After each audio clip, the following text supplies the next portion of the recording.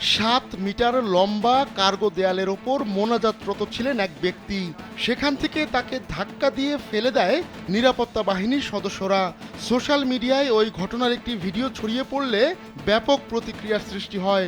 এ ঘটনা ঘটেছে মঙ্গলবার পাকিস্তানের রাজধানী ইসলামাবাদে। পাকিস্তান তেহরিকে ইনসাফ পিটিআইয়ের প্রধান ইমরান খানের আহ্বানে সাড়া দিয়ে এদিন ইসলামাবাদ আসেন তার দলের লাখ লাখ কর্মী সমর্থক।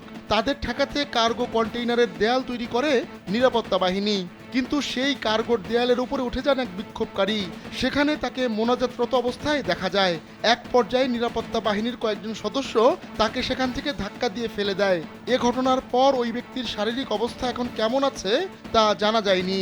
কামন ব্রো, এসব অনেক কিছু আসবে আর যাবে, এক্সপার্ট কিন্তু থেকেই যাবে। এর আগে গেল সপ্তাহে হঠাৎ উত্তাল হয়ে ওঠে পাকিস্তান। দেশটির সাবেক প্রধানমন্ত্রী ইমরান খানের মুক্তি ও সরকার পতনের দাবিতে পুরো সপ্তাহই উত্তাল থাকে রাজপথ। তবে সেই আন্দোলন মাঝপথে হঠাৎ বুধবার স্থগিত করে পিটিআই।